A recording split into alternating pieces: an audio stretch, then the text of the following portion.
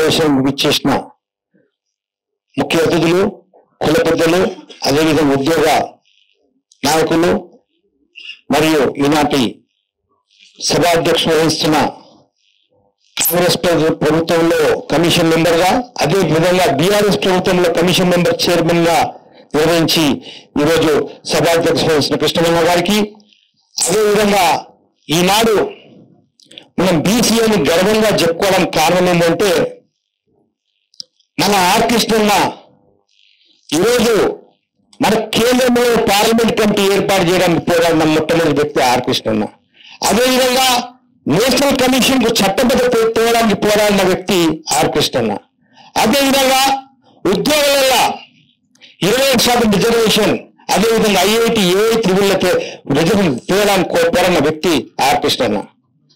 ఎల్లప్పుడూ ఆయన జీవితాన్ని దారవేసిన వ్యక్తి బడుగు బలహీన వర్గాలకు ఆర్ కృష్ణ గారికి, అదేవిధంగా తెలంగాణ మొట్టమొదటి సాధన సభాపతి మన సిరికొండ మల్సించారి గారికి, అదేవిధంగా ఈనాడు జయ తెలంగాణ సినిమా తీసి ఇలా తెలంగాణ ప్రజలను జాగృతి చేసిన దర్శకుడు శంకరన్న గారికి, అదేవిధంగా ప్రతి ఒక్క విప్లవ సినిమాలు తీసి బడుగు బలహీన వర్గాలు కాకుండా ఎస్సీ ఎస్టీ మైనార్టీల గురించి ఎన్నో పాటలు రచించి ఎన్నో సినిమాలు తీసిన నారాయణమూర్తి గారికి, అదేవిధంగా వేదికపై కూర్చున్న కుల పెద్దలందరికీ కూడా నా బీసీ ఉద్యమ అభినందనలు తెలియజేస్తున్నాను.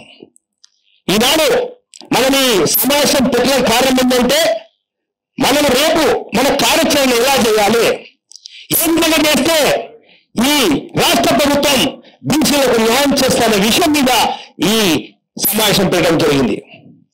మనందరికీ తెలుసు కామారెడ్డిలో కాంగ్రెస్ ప్రభుత్వం రాహుల్ గాంధీ గారు మరియు రేవంత్ రెడ్డి గారు వాళ్ళు ఏమంతా ఆలోచించి 42% బీసీలకు రిజర్వేషన్ ఇస్తామని చెప్పారు. రాజకీయంగా, విద్యాపరంగా అన్ని ఉద్యోగాలలో కూడా రిజర్వేషన్ చెప్పి వాగ్దానం చేశారు. చేసే ముందు తెలియదా వాళ్ళకు?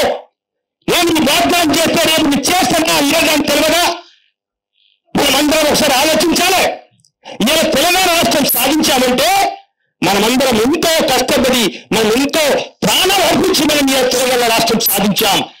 ఆ రోజు ఇదే టీఆర్ఎస్ ప్రభుత్వం కాంగ్రెస్ తో అలయన్స్ ఉన్నప్పుడు మీరు తెలంగాణకు సపోర్ట్ చేస్తా అంటే వాళ్ళు మళ్ళీ మాట మలుపుతే ఆనాడు మొత్తం ఎమ్మెల్యేలు ఎంపీలు రాజీనామాలు చేసి ఆ విధంగా పోరాటనే మనం ఇవాళ తెలంగాణ రాష్ట్రం సాధించాం. మనమందరం గుర్తుపెట్టుకోవాలి. ఇవాళ కాంగ్రెస్ ప్రభుత్వం 42% ఇస్తా అని చెప్పి కులగణం చేసి తప్పుడు మాటలు మాట్లాడి మనకేదో చేసుకోమని చెప్పేసి జీవో పాస్ చేసి మనందరినీ ఆశపెట్టి నిరాశ చేసిన ప్రభుత్వం ఈ రాష్ట్ర ప్రభుత్వం. మనమందరం గుర్తుంచుకోవాలి. ఆర్ కృష్ణ గారు రాజ్యసభ మెంబర్ గా ఉన్నామని ఆయన ఎన్నో విషయాల మీద ఎన్ని పని చేసినా కానీ మా ఉద్యోగ సంఘాలకు కానీ కుల సంఘాలకు కానీ ఏకం చేసే విధంగా తిరుగుతున్న వ్యక్తి ఆర్ కృష్ణ గారు. ఇవాళ మేమందరం తెలుసు. నేను తెలంగాణ ఉద్యమ జాతిలో తిరిగిన జాత్ అంటే ఏంటంటే చైర్మన్ ఏది మీద చెప్తాలో ఆ విధంగా కన్వీనర్ అందరూ చేయాలి. అప్పుడే చైర్మన్ కి అనేది వాల్యూ ఉంటుంది. ఎవరు ఇష్టం వచ్చినట్టు వాళ్ళు చేస్తే కాదు.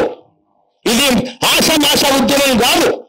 మనమందరం ఇవాళ ఎవరు ఎన్ని సంఘాలు ఉన్నాయని ఒక జాత్ పెట్టిన నిర్ణయం తీసుకున్నప్పుడు జాత్ నిర్ణయం బట్టి కట్టుబడి ఉండాలి. చైర్మన్ చెప్పే విషయం మీద కట్టుబడి ఉండాలి.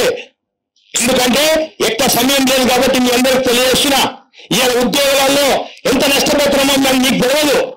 మనకు ఉద్యోగాలలో ఎంత నష్టపోతున్నామో మీకు తెలియదు. కాబట్టి ఈ రోజు ఏ విధంగా రాష్ట్ర ప్రభుత్వం 40% ఇస్తా అని చెప్పి ప్రకటన చేసిందో ఆ ప్రకటన చేసే వరకు ఈ స్థానిక ఎలక్షన్స్ మాత్రం జరగొద్దని చెప్పేసి మీ అందరూ తెలియజేస్తున్నాను. దాని గురించి ఇప్పుడే గోపాలం చెప్పినట్టు, పెద్దలు చెప్పినట్టు మనం ఏదో ఒక కార్యాచరణ తీసుకోవాలి. అందరం ఏకమని తీసుకోవాలి. ఆర్ కృష్ణ గారు ఏ విషయం చెప్తే, ఏ మాట చెప్తే ఆ మాట మీద మనం నిలబడి చేయాలి. ఎవరిష్టం విషయం వాళ్ళు చేస్తే కాదు. చెప్తున్న ఖబర్దార్. మనమందరం ఒక చెట్టు కింద ఉండాలి. మనమందరం జిల్లాలకు తిరగాలి, ఊర్లలో తిరగాలి. తిరిగి మనము ఈ యొక్క ఉద్యమాన్ని బలోపేతం చేయాలి. రేపు ఎలక్షన్స్ కాక ముందు పెద్ద ఎత్తున మనం సీఎం ఇల్లు ముట్టడిస్తామా, లేకపోతే ఎమ్మెల్యేలు ఇల్లు ముట్టడిస్తామా? బీసీ ఎమ్మెల్యేలు అందరూ రాజీనామా చేయాలి. ఇలా కాంగ్రెస్ లో బీసీ ఎమ్మెల్యే ఎంపీలే కాదు, బీసీ ఎమ్మెల్యేలు కూడా రాజీనామా చేయాలి. ఆ రోజు తెలంగాణ ఉద్యమం కోసం మంత్రిత్వ శాఖ రాజీనామా చేసి నాయకులు. ఎందుకో బీసీలకు ఇంత అన్యాయం అవుతుంటే, దేశ జనాభాలో 62% బీసీలకు అన్యాయం జరుగుతుంటే ఇలా మీరు ప్రకటించి ఆ ప్రకటన అమలు చేయమని మేము అయితే మీరు తప్ప. ఎందుకు మీకు తెలియదా? మీరు బీసీ ఎమ్మెల్యేలు కాదా?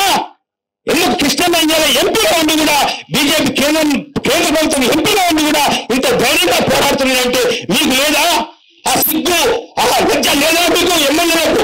మీరందరూ ఒకవేళ బీసీ బిడ్డలైతే, బీసీ పుట్టిన వాళ్ళైతే ఎమ్మెల్యేగా రాజీనామా చేసి క్రిస్టియన్లతో ఉండి మనం బీసీ రిజర్వేషన్ సాధించుకోవాలని చెప్పి తెలియజేస్తూ